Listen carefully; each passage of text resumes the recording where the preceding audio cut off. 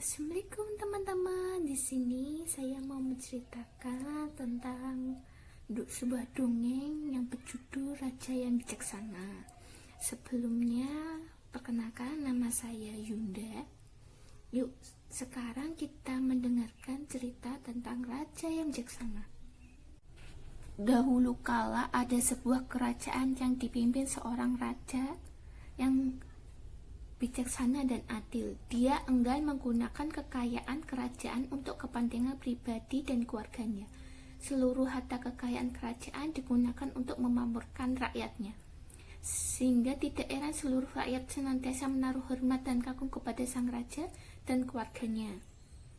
Dan tidak heran seluruh titah raja senantiasa dipatuhi dan dilaksanakan dengan ikhlas oleh rakyat. Assalamualaikum rakyatku, sapa sang raja kepada rakyatnya yang telah berada di hadapannya. Waalaikumsalam warahmatullahi wabarakatuh. Paduka kami bertiga mengantarkan salam hormat, jawab ketiganya serentak. Terima kasih kalian telah memenuhi undanganku. Aku memanggil kalian karena ingin memberikan tugas untuk mengambilkan buah-buahan yang ada di wilayah kerajaan ini. Apa kalian mengerti?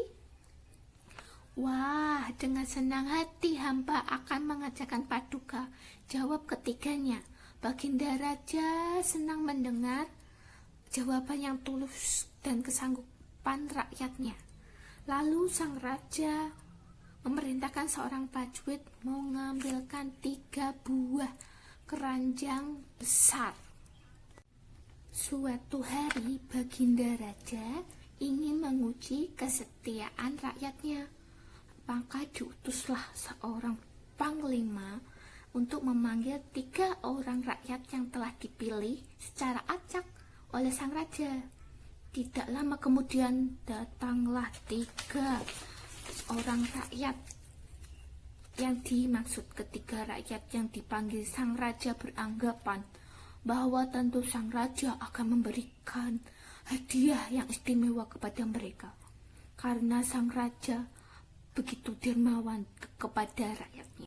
Nah, masing-masing dari kalian harus memenuhi keranjang tersebut dengan aneka macam-macam buah-buahan yang ada di wilayah kerajaan ini. Bila tugas kalian telah selesai, maka bawalah buah-buahan tersebut ke hadapanku. Kalian mengerti? Ketika rakyat mengangguk-anggukkan kepala tanda mengerti, lalu mereka pergi dengan membawa keranjang masing-masing.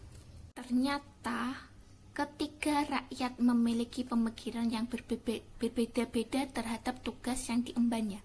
Ada yang menganggap bahwa tugas sang raja adalah suatu kehormatan baginya, sehingga ada harus melaksanakan dengan senang hati dan penuh keikhlasan, serta bahwa persembahan aneka macam buah berkualitas kepada raja mereka. Rakyat kedua menganggap perintah itu biasa saja. Sang raja tentu tidak akan menghitung buah yang dikumpulkan.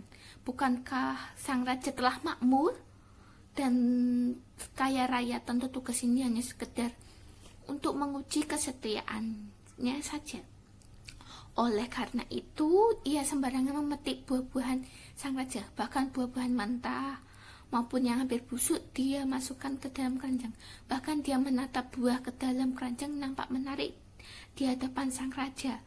Maka dia sengaja menaruh buah-buahan yang segar dan masak di lapisan atas keranjangnya.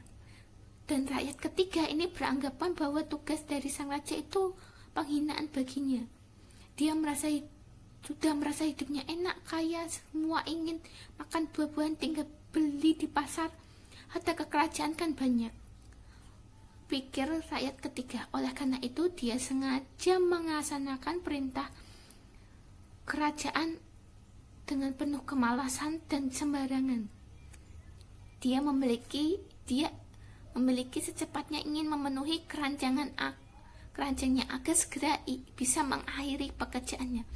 Oleh karena itu dia mengisi keranjangnya dengan buah-buahan asa petik. Tak peduli masa atau masih muda yang masukkan keranjang, dia senantiasa bekerja dengan mengendumel. menggerutu tidak ikhlas dalam mengerjakan tugas. Apapun jenis buah yang di hadapannya dia masuk ke dalam keranjang. Bahkan buah-buahan yang beracun dia masukkan keranjang juga. Dia sengaja melakukan itu karena ingin membalas kesewangan sang raja. Dan sore harinya ketika rakyatnya telah mengisi seluruh keranjangnya dengan macam-macam buah-buahan sesuai dengan pesan sang raja, mereka bersama-sama menghadap sang raja. Wah, kalian memang benar-benar rakyatku yang setia, taat terhadap perintah saja. Aku kagum dengan ketaatan kalian. Nah, kalian ini buat bekal kalian sudah banyak. Maka aku perintahkan kepada prajurit untuk membawa kalian menepati pulau-pulau terpencil yang telah disiapkan kerajaan. Pulau itu dihadiahkan kepada kalian bertiga. Di sana tidak ada makanan secuil pun. Oleh karena itu, selama di pulau tersebut, kalian hanya dibekali dengan sekeranjang buah-buah yang telah kalian kumpulkan.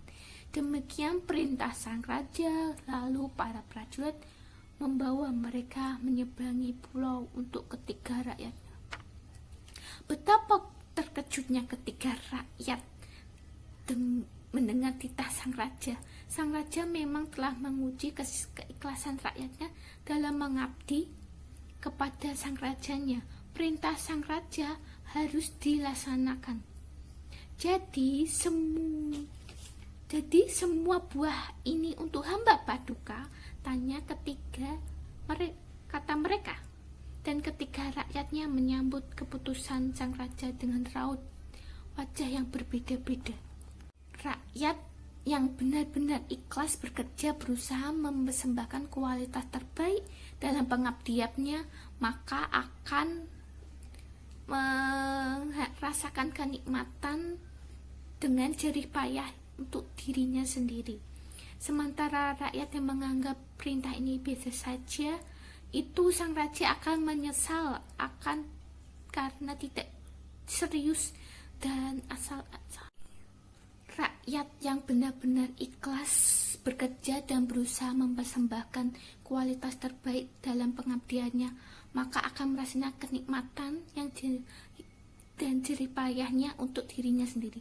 Sementara rakyat yang menganggap perintah ini biasa saja, itu akan menyesal karena tidak serius dan asal-asalan melaksanakan perintah sang raja. Sedangkan rakyat yang merasa dirinya suatu penghinaan itu melaksanakan tugasnya sembarangan, maka akhirnya akan betapa sengsaranya hidupnya dengan bekal yang tidak berkualitas dan bekal yang terkesan asal-asalan.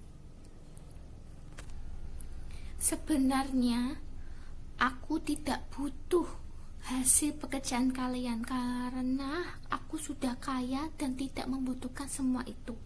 Aku memerintahkan kalian mengerjakan tugas karena aku ingin melihat sampai sejauh mana kualitas dan ketulusan pengabdian kalian kepadaku, kata sang raja sambil menatap ketiga rakyatnya yang berjalan pergi bersama prajurit menuju pulau terkecil bagi ketiganya. Nah, di sini saya sudah menceritakan tentang raja yang bijaksana. Di sini bisa diambil pesan moral ceritanya, itu kita harus menghargai suatu perintah yang diberikan oleh raja, dan sebenarnya sejauh mana kita kualitas pengabdian kita kepada sang raja.